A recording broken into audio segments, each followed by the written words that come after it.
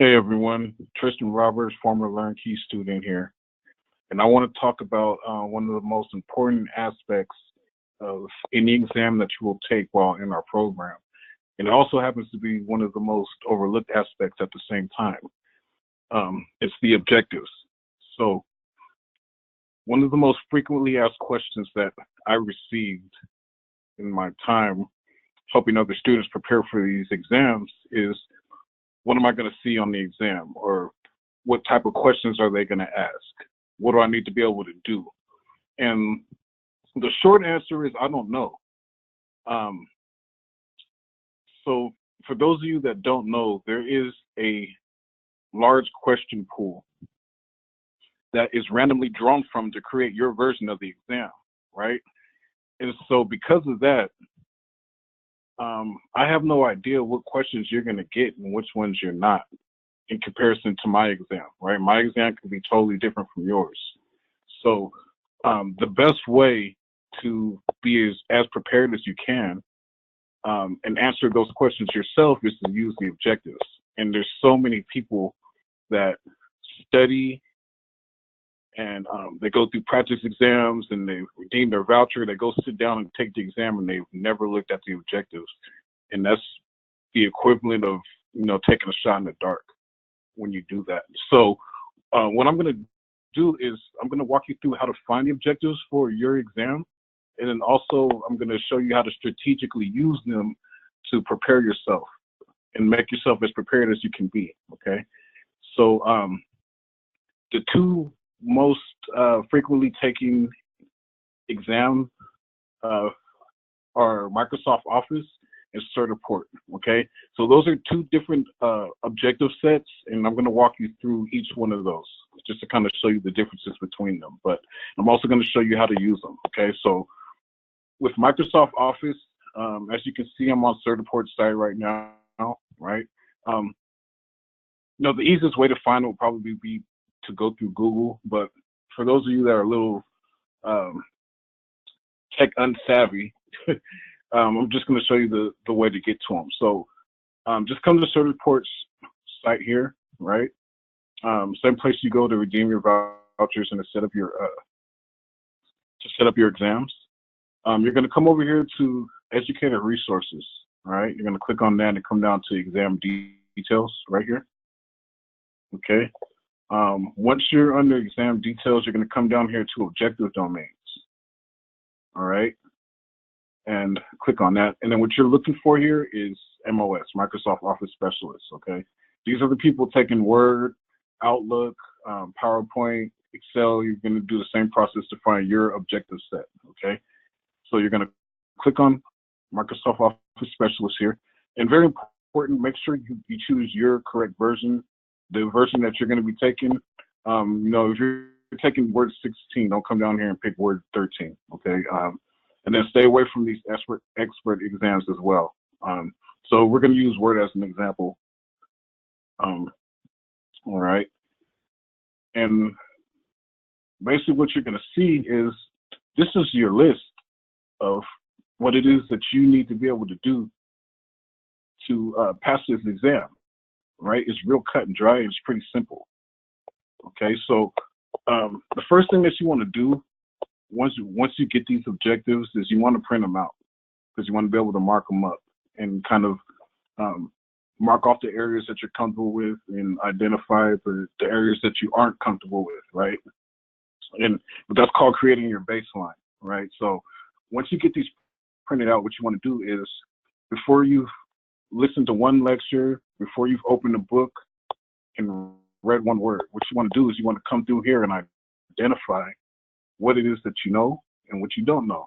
Just kind of identify where you stand as of now. Okay, so some people, this stuff will be brand new, and a lot of this stuff you won't be able to mark off. For others, some people have been using Word for a while. You've been using it for years, and a lot of this stuff is kind of second nature to you. So it really just depends on where you stand as of now. But in creating your baseline, you just come down here and you say, hey, if I can create a blank document and I don't need to reference anything, I can just go and do that. Well, this is something you're comfortable with, right? So you just kind of mark it off, you scratch it off your list. and then you move on and go to the next one. If you can do this, same thing, mark it off.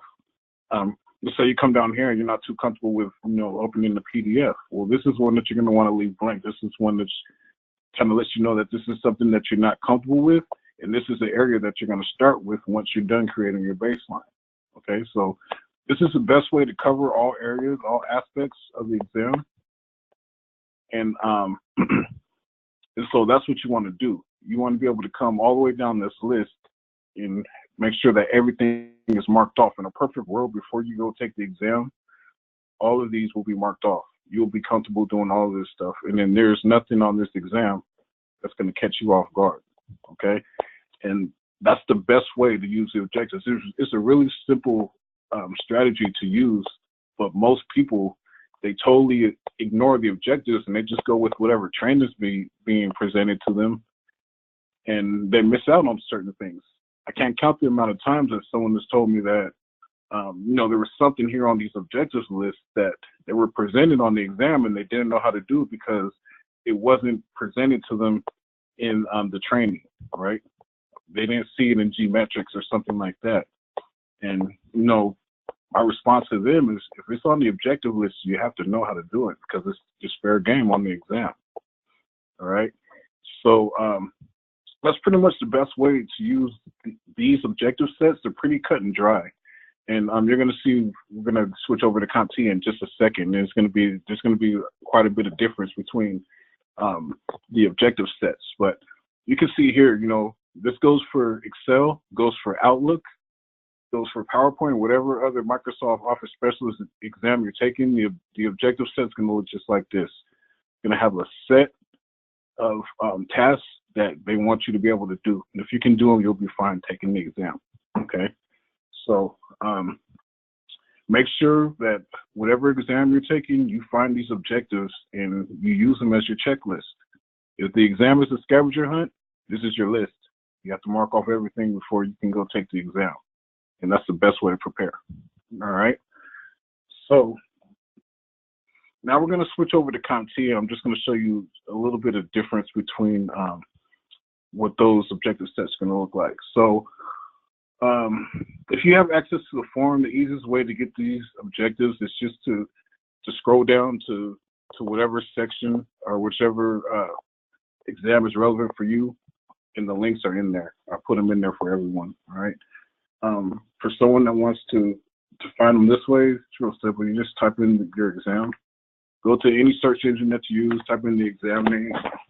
So I'm going to type exam 901 objectives, right? This isn't even really that formal. But you can see here, they're not too hard to find. I always look for the PDFs, right? Look for the PDF version. And this will give you your objectives right here, okay? So what you can see here is that this is a little bit different, right? You have knowledge domains. I'll make this a little bit bigger for everyone. So you have your knowledge domains here, right? Kind of follows the same structure as where you got your 1.1 and you got 2.0, right? You can see here that you have your knowledge domains and the percentages, right? So this gives you an idea of, which areas that you need to key in on a little bit more than others, right? Hardware is going to be big for the 901 exam, okay? And then as you come into these objectives here, you can kind of see that it takes on a different structure, right? So with Word, it was open a document, insert a picture, something like that. It's going to be a totally different world with CompTIA, okay? You can see here that, they kind of spell it out for you, right? It says, given a scenario, configure settings, right? So that automatically tells you that there's scenarios that you're going to need to be prepared for this exam. And then you have your list of all the stuff that you need to know. So what you do is you just come through each of these and you do the same thing, right? If it's something that you understand, you mark it off. If it's something that you need to go over, then obviously you leave it blank and you make sure that you get that covered through whichever resource you're using, right? But very important to not just focus on what's under these. Focus on what they want you to know about it, right? So here is given the scenario, configure settings and use the BIOS, right, on the PC. When you come to 1.2, it's a little bit different. It says explain the importance of motherboards, right? So here it's just more about kind of knowing definitions and explaining, being able to explain this stuff. And when you come down to 1.3, you can see it's a compare and contrast type of thing here, right? So you really just need to know the difference between DDR, DDR2, right, versus DDR3, and SODIMM and so on, right? So up here, this is as important as the stuff that you need to know because it tells you what you need to know about it, okay? And that's the approach that you want to take when going through these objectives, all right? It's very important because if you do not go through these objectives, if you don't look at them, you just go take the exam, you're going to see a lot of stuff that you're not prepared for because this tells you what it is that you need to know for the exam. Anything that is on the exam that is not covered in these objectives, it does not count towards your grade. I repeat, if you see a question on the exam that is concerning a topic that is not covered in these objectives anywhere, meaning you can scroll all the way down this objective list and you don't see anything about that topic, okay?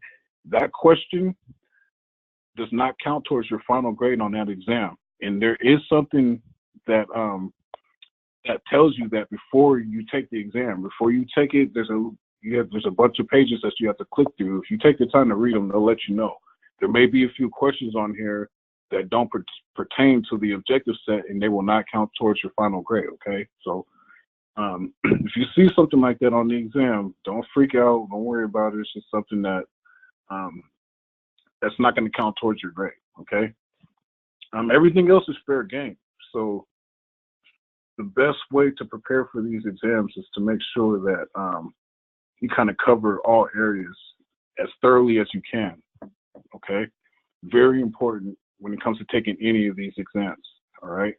So this is just one version, right? I just pulled up the 901 for you. You find the objectives for the other exams the same way. If you're taking the 902, the same thing. Same thing with the Net Plus exam and same thing with the Security Plus exam. They all follow the same structure, just like, Word is going to be, it's going to have the same objective structure as PowerPoint and Outlook and Excel and all those other exams. It's the same thing with CompTIA, okay? It's the same structure. So if you get used to one, then you'll be comfortable by the time you get to the next one, all right?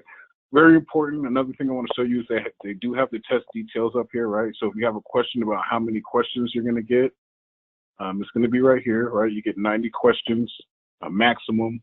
I've never gotten 90. I've gotten pretty close. It's usually between 75 and 88. That's kind of the average for me in my exams. And then you can see here, they're going to give you multiple choice. All right, this is going to be 90% of the exam is going to be multiple choice, okay? Once you start it, you're going to have these performance-based questions, which is, they'll have you do some type of task. And actually, I can give you a good idea of one of those tasks right now through the objectives. And then also 90 minutes, right? You have 90 minutes. You have your recommended experience here. So it's kind of good to come through this and get a good idea, especially if this is going to be your first time taking the CompTIA exam. You definitely want to come through here and get a good idea of how it's structured. Okay. So let me give you an idea of one of those performance-based questions that you may see. Something I saw on my exam. Okay. And here's one right here. Most of the time it's going to start with giving a scenario. Okay. But so basically what it's saying is select the appropriate components for a custom PC configuration to meet customer specifications or needs, right? So it tells you right here the different type of computers that are in play, all right? And it also tells you right under it what they're looking for, okay, for these special type of computers. So what they're going to do, one of those performance-based questions is they're going to give you 3 of these computers. It could be any 3, okay? And what they're going to do is they're going to line them up in 3 columns, and you're going to have to pick the best components to go to each computer based on what the customer is looking for. Okay, so that's an example of a performance-based question that you could see on this version of the exam, okay, on the 901. Is it a guarantee that you'll see that question? No. I saw it, some other students didn't. So, that's why I say you always use the objectives to cover any areas where you're weak, and that's the best way to cover yourself when it comes to this exam. All right. So that's my spiel. I don't want to take too much time. I just want to kind of stress the importance of the objectives and show you exactly how you can go through these and prepare yourself for what you may see on the exam. This is the best way to anticipate the type of questions that you're going to see, because you can just read up here and then you can come down here to get an idea of what they're going to be asking about. Okay, so one more thing I want to show you about these CompTIA objectives before I end this video is when you get to the bottom, when you're scrolling through these objectives, you're going to notice a whole lot of acronyms. And for most of us, even the people that have some experience, you're not going to know what all of these acronyms mean. Okay, some of them you may, some of them you may not. But what I want to show you is if you scroll to the bottom of any CompTIA exam objective set, they're going to have a list of all the acronyms here. Okay. Now, don't freak out when you scroll through here and you see all these acronyms. All of these aren't going to be on the exam. You're not going to be required to know all of these to pass the exam. Okay, that's just unrealistic. So what I want to tell you is the best way to narrow this down is, one, if you see any acronyms up here and you don't know what they mean, that's when you want to scroll down here and make sure that you figure that out. If it's in this objective set up here, it's in play. Not all of these are in the objective set. So just find the ones that are in this objective set, make sure that you know them, okay? And that does not include all of these. And then lastly, if you scroll all the way down to the very, very bottom, here is a recommended hardware and software list, excuse me, to help you retain things a little bit better. So one of the big advantages that I have when I was going through this program and preparing for this exam is I had a computer that I wasn't scared to break. Okay, I had one that was already sent to me that I used for school purposes, and then I had another one just kind of sitting in the corner. And so I used that computer as my guinea pig to kind of solidify the information that I was getting, if you will. Okay, so here's a list here. Some of us, we all have different situations. Some of us are going to be able to go out and get some of this stuff. Some of us won't. So it's just kind of depending on your situation. But when it comes to software, this is something that you can, a lot of this stuff, you'll be able to find free versions of this stuff that you can kind of play around with, all right?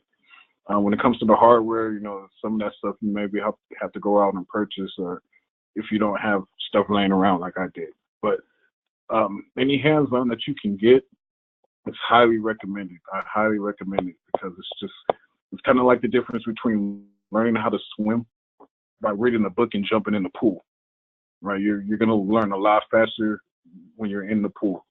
So that's my recommendation. And definitely, if nothing else, make sure before you take an exam, you look at the objectives, study them, create a baseline, and then kind of go from there. Make sure you cover every area that you can before you go and sit and take that exam, because the word of someone else is not good enough. It's always good to talk to other people that have taken these exams, but you can't rely on someone else's version of the exam to be identical to yours. And so this is the best way to cover your behind in all areas. All right. If you have any other questions about the objectives, where to find them, or how to use them to prepare, just contact me, troberts@learnkey.com, or you can just call LearnKey. My extension is 139. All right.